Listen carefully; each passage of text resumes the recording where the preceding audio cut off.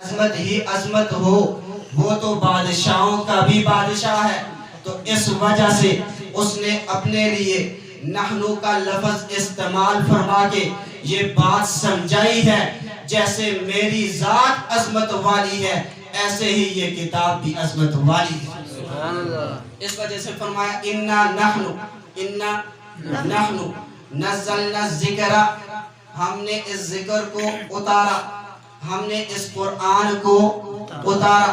جب ہم یہ بات کہتے ہیں، دیکھو قرآن کریم واحد ایسی کتاب ہے جس کی حفاظت کا ذمہ اللہ نے لیا ہے، باقی تورات، زبور اور انجیل کی حفاظت کا ذمہ اللہ نے نہیں لیا۔ یہود و نصارہ کہتے ہیں اچھا تم یہ بات کہتے ہو، اس پہ دلیل بھی رکھتے ہو؟ ہم کہتے ہیں ہاں، ہم مسلمان ہیں، ہمارے نبی نے ہمیں یہ قرآن سکھایا ہے، تو اس وجہ سے اس قرآن کے اندر اللہ تعالیٰ نے دلیل بھی ذکر کی ہے۔ وہ دلیل کیا ہے؟ جب وہ ہم سے پوچھتے ہیں، ہم اسی آیت کو پڑھتے ہیں اِنَّا نَحْنُ نَزَّلْنَا الذِّكْرَ وَإِنَّا لَهُ لَحَافِظُونَ، ہم نے ہی اس قرآن کو اتارا ہے اور ہم ہی اس کی حفاظت کا ذمہ بھی لیتے ہیں۔ اب یہود و نصارہ کہنے لگے یہ تم نے کہاں سے لیا کہ یہاں پر ہم ہی قرآن کو اتارتے ہیں، یہاں پر قرآن کا لفظ تو نہیں ہے۔ فرمایا اِنَّا نَحْنُ نَزَّلْنَا الذِّكْرَ، یہاں پر تو ذکر کا لفظ ہے، یہاں پر قرآن کا لفظ تو نہیں ہے۔ جیسے قرآن ذکر ہے ایسے ہی تورات بھی تو ذکر ہے، ایسے ہی انجیل بھی تو ذکر ہے، ایسے ہی زبور بھی تو ذکر ہے۔ جب ذکر ہونے میں سارے شریک ہیں، تم نے یہ بات کیسے کہہ دی؟ یہاں پر ذکر سے مراد قرآن ہے۔ ہم اس کا جواب کیا دیتے ہیں؟ ہمارے پاس جواب موجود ہے۔ ہم یہ بات کہتے ہیں اگر آپ تھوڑی سی عربی بھی جان لیتے تو کبھی یہ اشکال نہ کرتے۔ عربی زبان میں دو لفظ استعمال ہوتے ہیں، ایک ہے نزل ینزل تنزیلا اور ایک ہے انزل ینزل انزالا۔ اس میں انا نحن نزلنا الذکر، نزل ینزل تنزیلا کا معنی ہوتا ہے تھوڑا تھوڑا کر کے کسی چیز کا اتارنا، اور انزل ینزل انزالا کا معنی ہوتا ہے یک بارگی کسی چیز کا اتارنا۔ ہم کہتے ہیں یہاں پر جو فرمایا ہے اِنَّا نَحْنُ نَزَّلْنَا الذِّكْرَ، اس سے مراد قرآن ہے، تورات و زبور انجیل نہیں ہے۔ کیوں؟ تورات وہ پوری اتاری گئی، زبور یک بارگی اتاری گئی، اور اسی طریقے سے انجیل وہ دفعتاً واحدہ ایک ہی مرتبہ اتاری گئی ہے۔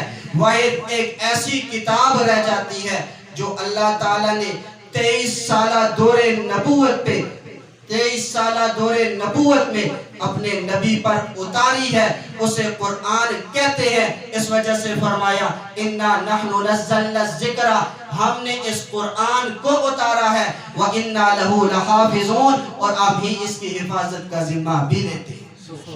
پتہ چلا اس سے مراد صرف قرآن کریم ہے۔ اس سے مراد کیا ہے؟ صرف قرآن کریم ہے، باقی کوئی کتاب نہیں ہے۔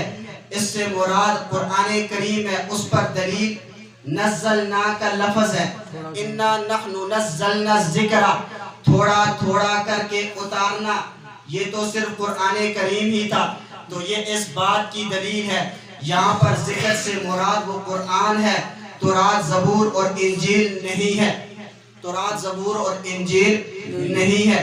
یہ اس وجہ سے میں علماء کے لیے کہتا ہوں، اسی طریقے سے طلباء کے لیے کہتا ہوں۔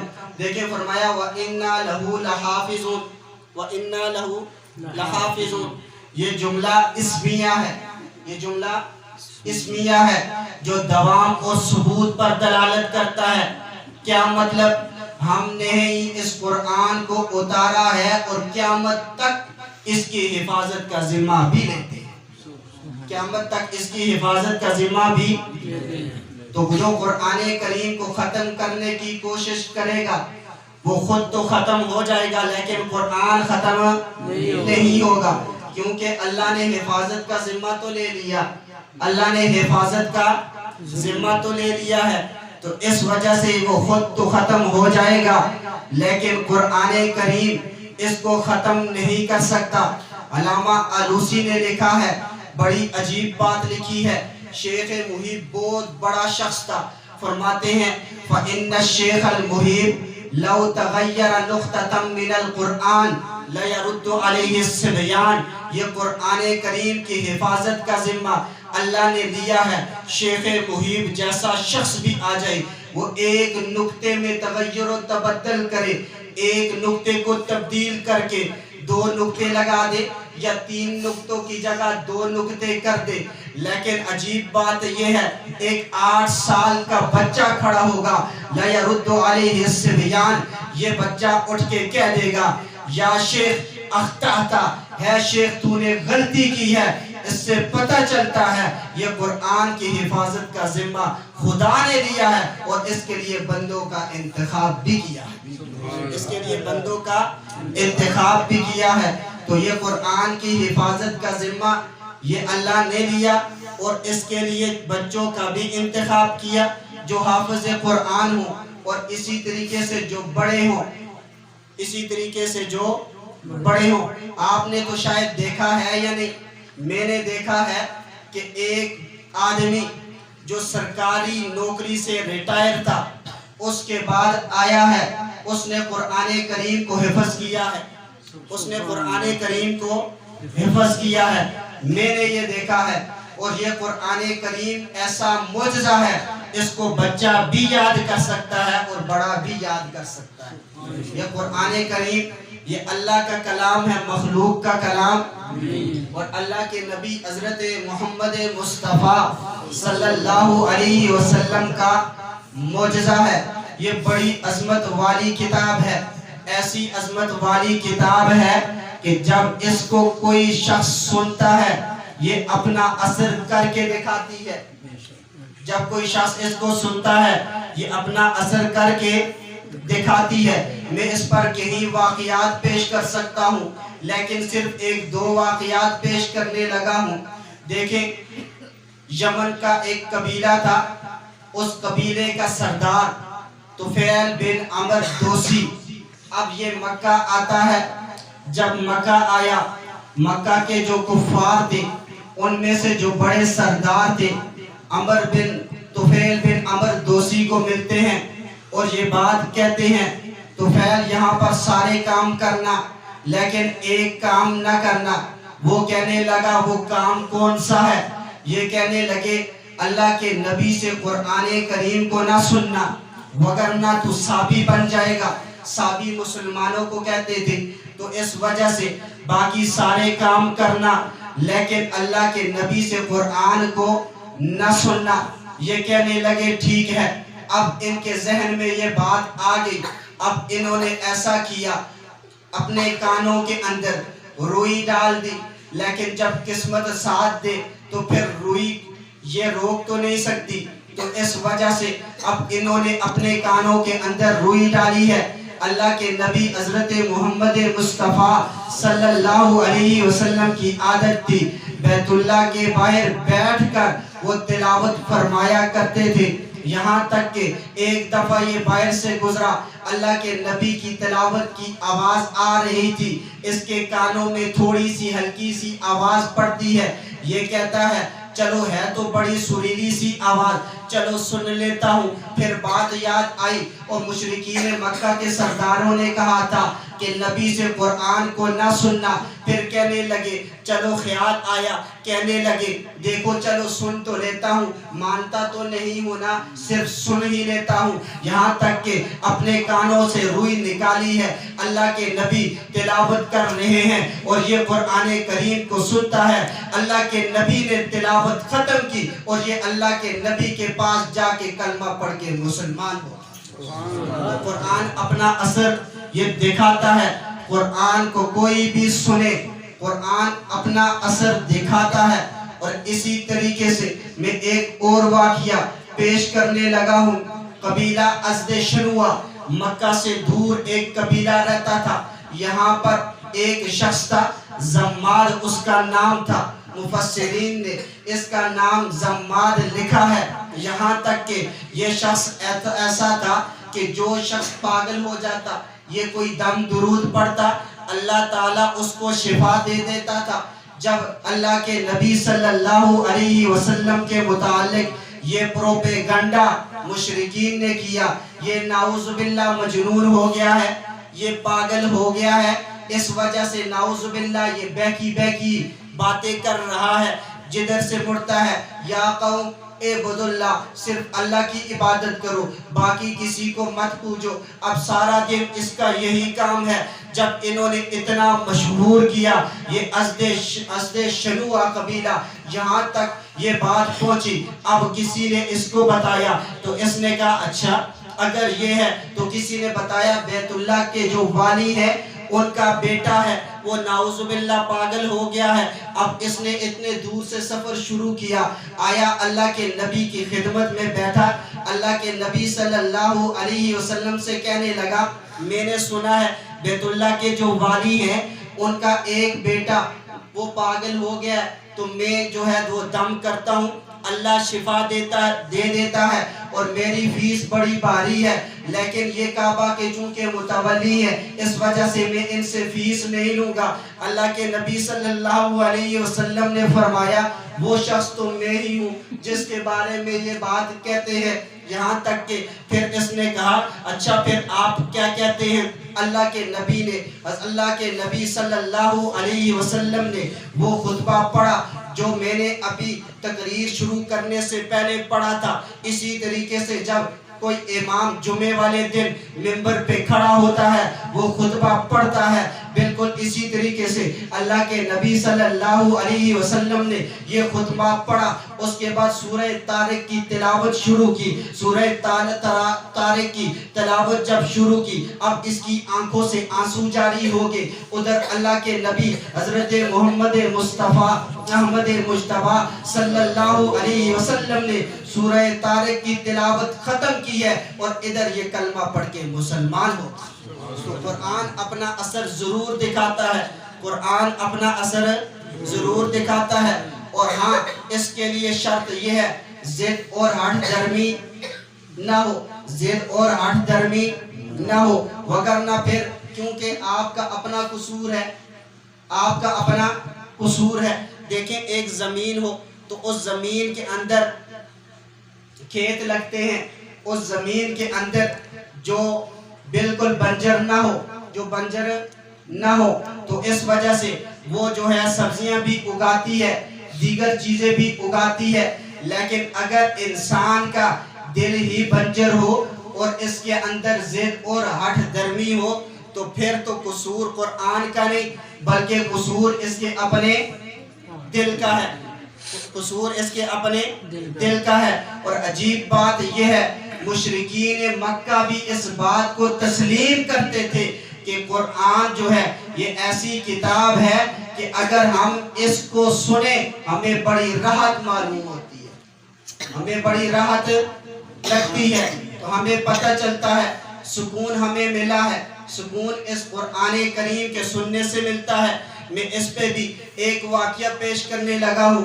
دیکھیں کفار جو تھے ان کے بڑے سردار تین تھے، نمبر 1 ابو جہل، نمبر 2 ابو لہب، نمبر 3 اخنس بن شریک۔ یہ سارا دن یوں کہتے وقال الذین کفروا لا تسمعوا لہذا القرآن، یہ کافر کہتے لوگوں کو یہ نبی سے قرآن نہ سننا، والغوا فیہ، جب نبی قرآن پڑھے نا تم نے شور کرنا ہے۔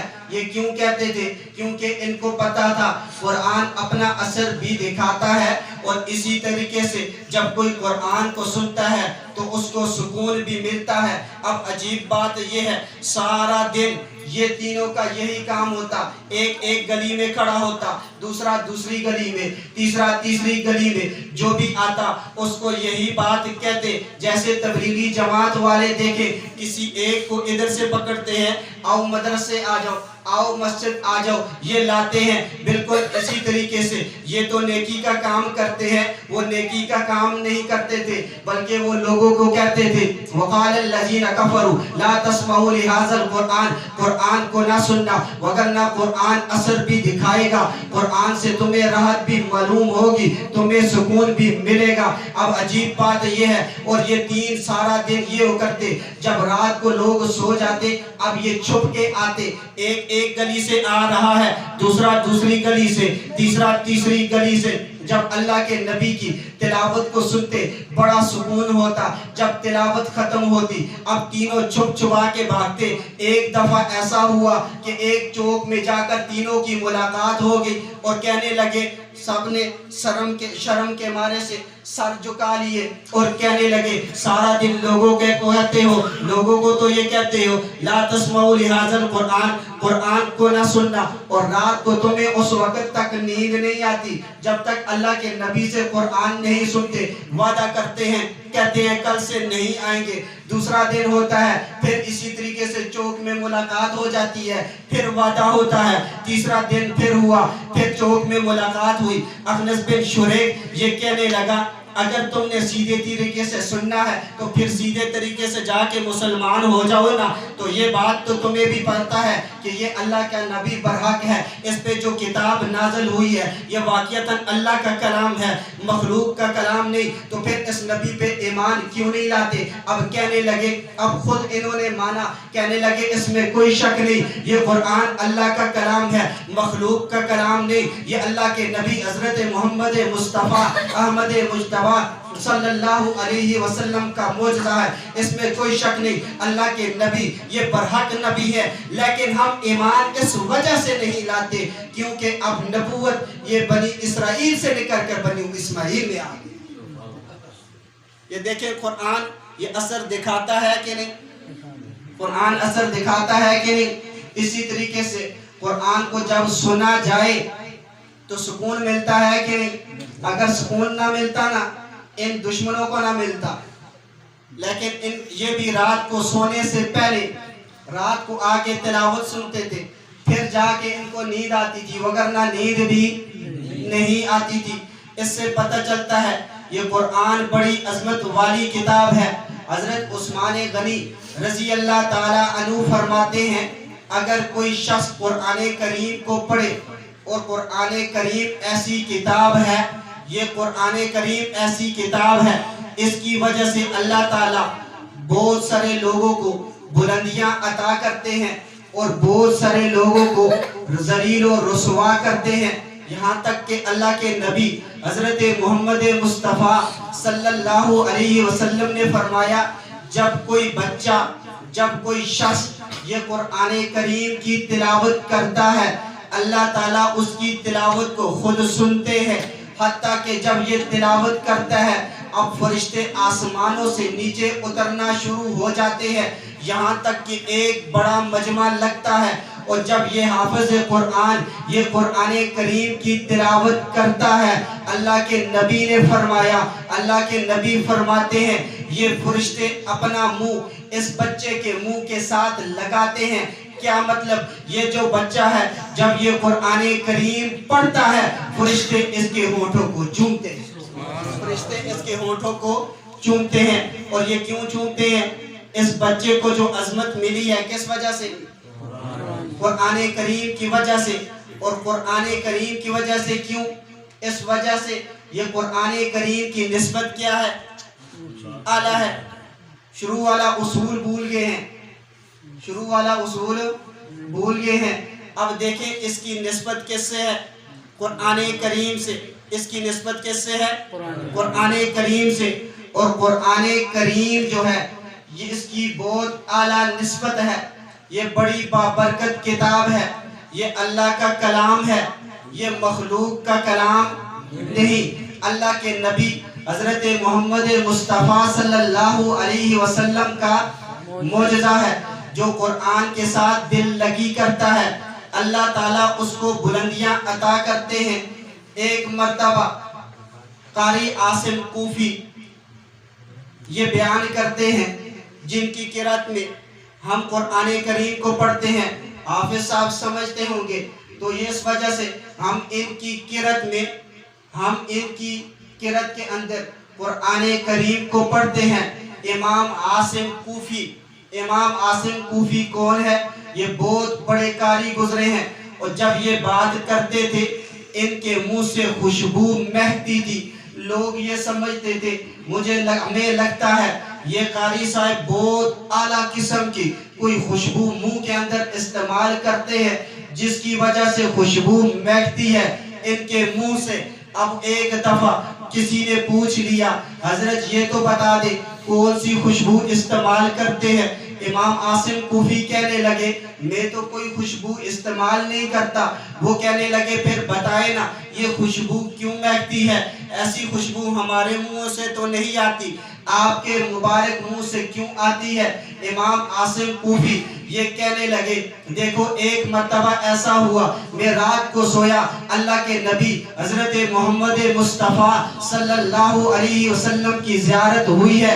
اللہ کے نبی نے فرمایا اے عاصم میں دیکھتا ہوں تو دن اور رات کو قرآن کریم کی تلاوت کرتا رہتا ہے، تو اس وجہ سے ذرا اپنا منہ تو کھول۔ میں نے اپنا منہ کھولا، اللہ کے نبی حضرت محمد مصطفیٰ صلی اللہ علیہ وسلم نے اپنا لعاب مبارک میرے منہ میں لگایا ہے، اور وہ دن ہے اور آج کا دن ہے جب میں بات کرتا ہوں تو میرے منہ سے خوشبو بہتی ہے۔ تو یہ بلندیاں کس کی وجہ سے ملی؟ قرآن کریم کی وجہ سے۔ اسی وجہ سے حضرت عثمان غنی رضی اللہ تعالیٰ عنہ فرماتے ہیں اللہ تعالیٰ اس قرآن کریم کی وجہ سے بہت سارے لوگوں کو بلندیاں عطا کرتے ہیں، بہت سارے لوگوں کو بلندیاں عطا کرتے ہیں۔ بالکل اسی طریقے سے اس کے کئی واقعات موجود ہیں کہ جب بھی کسی شخص کو اللہ تعالیٰ نے بلندی عطا کی ہے، آپ غور کرنا اس کے پیچھے قرآن کی نسبت ضرور ہوگی، اس کے پیچھے قرآن کی نسبت ضرور ہوگی۔ میں ایک بات کہنے لگا ہوں، دیکھیں آپ نے شاید آج کل ایک ڈرامہ مشہور ہے ارطغرل غازی کے نام سے، ارطغرل غازی کے نام سے ڈرامہ مشہور ہے، اکثر لوگ دیکھتے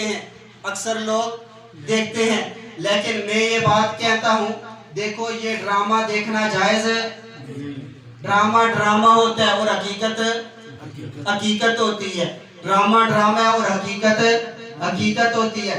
لیکن میں ایک بات کہتا ہوں، میں نے یہ مثال اس وجہ سے دی تاکہ آپ سمجھ جائیں یہ عثمان کون ہے۔ عثمان کون ہے؟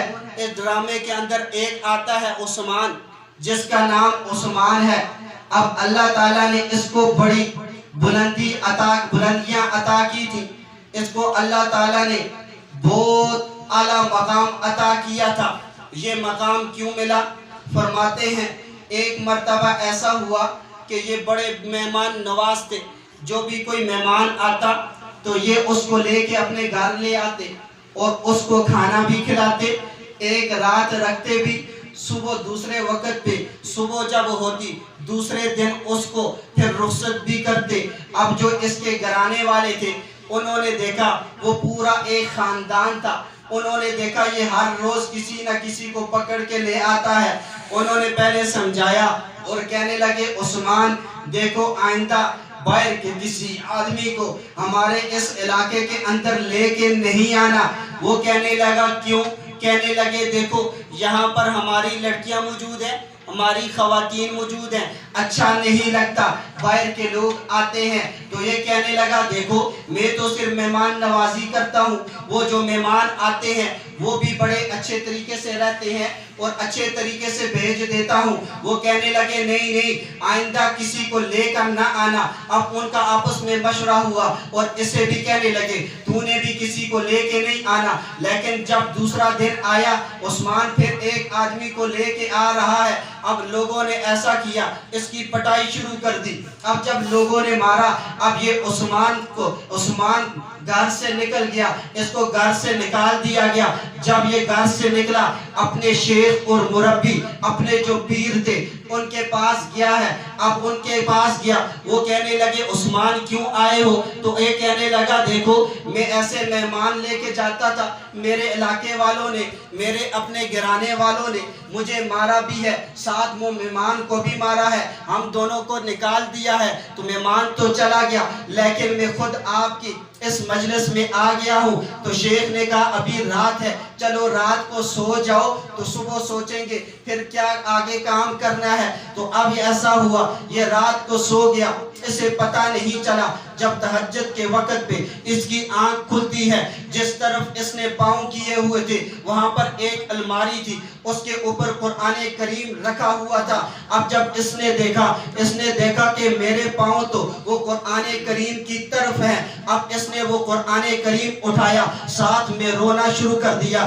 قرآن کریم کو بوسہ دیتا ہے، دل پہ بھی لگاتا ہے، آنکھوں پہ بھی لگاتا ہے، ماتھے پہ بھی لگاتا ہے، یہاں تک کہ بوسہ دیا۔ اب ادھر سے شیخ کو خواب آئی، شیخ نے خواب کے اندر دیکھا اللہ کے نبی حضرت محمد مصطفیٰ صلی اللہ علیہ وسلم خواب کے اندر تشریف لاتے ہیں اور فرمایا کہ عثمان کو اللہ تعالیٰ بہت بلندیاں عطا کرے گا، لیکن عثمان کو آپ اس مکان سے نکال دے۔ اب شیخ آئے، شیخ کہنے لگے عثمان اٹھو، اللہ تعالیٰ تمہیں بہت بلندیاں عطا کرے گا، تم یہاں سے نکل جاؤ۔ اب عثمان کہنے لگا شیخ صاحب صرف آپ کی امید تھی، گھر والوں نے تو نکال دیا، آپ بھی نکال دیں گے، یہاں تک کہ شیخ نے نکالا ہے۔ اب یہ جب شیخ نے نکالا راستے میں گئے، 3 4 5 آدمی، اتنی کوئی چھوٹی سی جماعت تھی۔ اب یہ جماعت ملتی ہے اسے، جب جماعت ملی انہوں نے کہا دیکھو تم کون ہو؟ اس نے کہا میں عثمان ہوں۔ وہ کہنے لگے ہم نے اپنی زندگیاں جو ہے وہ اللہ کے راستے کے لیے وقف کی ہیں، لہٰذا ہم میں سے کوئی امیر بننے کے لیے تیار نہیں تھا، ہم نے آج یہ فیصلہ کیا ہے سب سے پہلا شخص ہمیں جو ملے گا وہ ہمارا امیر ہوگا، تو لہٰذا سب سے پہلے آپ ملے ہو، آپ ہمارے امیر بن جاؤ۔ یہ کہنے لگا ٹھیک ہے، گھر سے تو کوئی رکھتا نہیں ہے، شیخ نے بھی نکال دیا ہے، چلو 4 5 آدمی امیر تو مان رہے ہیں، یہاں تک کہ چل دیے۔ اب ایک علاقے سے گزر ہوا، وہاں سے کچھ لوگوں نے دیکھا، کہنے لگے کہاں جا رہے ہو؟ یہ کہنے لگے بس زندگیاں اللہ کے راستے کے لیے وقف کر دی ہے۔ اس بستی سے بھی 8 10 آدمی مل گئے، یہاں تک کہ یہ 3 400 آدمی ہو گئے، حتیٰ کہ کرتے کرتے علماء نے لکھا ہے یہ 3 4 ہزار آدمی ہو گئے۔ جب یہ 3 4 ہزار آدمی ہو گئے، آگے ایک جگہ پہ گئے، انہوں نے دیکھا عیسائی اور یہودی ہے، ان کا ایک بادشاہ ہے۔ جب انہوں نے کہا چلو ویسے ہی زندگیاں اللہ کے راستے کے لیے وقف کر دی ہیں، چلو ان پر حملہ کرتے ہیں۔ جب ان لوگوں نے دیکھا 4000 آدمیوں کا لشکر ہم پہ حملہ کرنے کے لیے آتا ہے، انہوں نے کہا دیکھو حملہ نہ کرنا، ہاں یہ ہے ہم عثمان تجھے جو ہے بادشاہ کا وزیر بنا دیتے ہیں، یہ بادشاہ کا آرڈر ہے۔ عثمان نے کہا ٹھیک ہے میں وزیر بن جاتا ہوں، یہاں تک کہ یہ وزیر بنتا ہے۔ جب وہ عیسائی پادری اور عیسائی بادشاہ جب مرتا ہے اس کے بعد اس کا پیچھے کوئی ولی وارث تو نہیں تھا، اس کا وارث تو کوئی نہیں تھا۔ جب اس نے دیکھا وارث کوئی نہیں ہے تو اس نے اس عثمان کو لوگوں نے جو ان کا وزیر تھا، جو بادشاہ تھا، وہ بادشاہ بنا دیا ہے۔ اب عثمان نے وہاں سے پھر دین کا کام شروع کیا ہے، جس کی وجہ سے پوری سرزمین پر جو پورے علاقے کے اندر اسی طریقے سے پورے دنیا کے اندر اب عثمان کا ڈنکا بجا ہے، اور اس وجہ سے کہ اس کی نسبت قرآن سے تھی۔ اس کی نسبت کس سے تھی؟ قرآن کریم سے۔ تو میں نے یہ بات کہی کہ دیکھیں جب بھی کسی چیز کو آپ دیکھیں گے اللہ تعالیٰ نے اسے بلندیاں عطا کی ہیں تو اس کے پیچھے نسبت کس کی ہوگی؟ قرآن کریم کی۔ جب نسبت اعلیٰ ہو تو نسبت کے اعلیٰ ہونے کی وجہ سے اس شے کی قیمت بھی اعلیٰ ہو جاتی ہے، اس شے کی قیمت بھی بڑھ جاتی ہے۔ میں آخر میں صرف ایک بات عرض کرنے لگا ہوں، دیکھیں آپ کو پورا قرآن کریم حافظ صاحب نے سنایا ہے اور آپ کو بڑا مزہ بھی آیا ہوگا حافظ صاحب کے پیچھے کھڑا ہو کے سننے میں۔ اب مجھے ایک بات بتائیں، یہاں پر اگر کوئی جرنیل آ جاتا، یہاں پر پاکستان کا بالفرض والمحال آتے تو نہیں ہے، ہمارا وزیر اعظم بھی آتا نہیں ہے، لیکن بالفرض والمحال اگر یہاں پر وزیر اعظم آ جائے تو آگے کون کھڑا ہوگا؟ حافظ صاحب کھڑے ہوں گے یا وزیر اعظم؟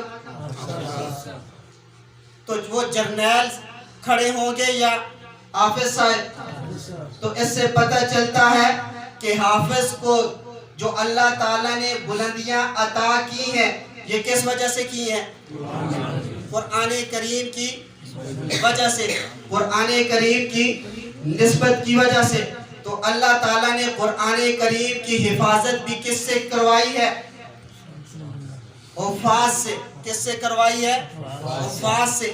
اور اس کے لیے اللہ تعالیٰ بعض افراد کو چنتا ہے، بعض افراد کا انتخاب فرماتا ہے، ہر کسی کو چنتا نہیں ہے۔ تو اس وجہ سے آپ بھی یہ ارادہ کریں کہ آپ نے اپنے گھر میں سے اگر زیادہ نہیں تو ایک بچہ، اگر زیادہ نہیں تو ایک بچہ وہ قرآن کریم کا حافظ ضرور بنانا ہے، قرآن کریم کا حافظ ضرور بنانا ہے۔ اور اسی طریقے سے خواتین کے اندر بھی محنت کی جائے۔ میں نے سنا، مجھے قاری صاحب کہہ رہے تھے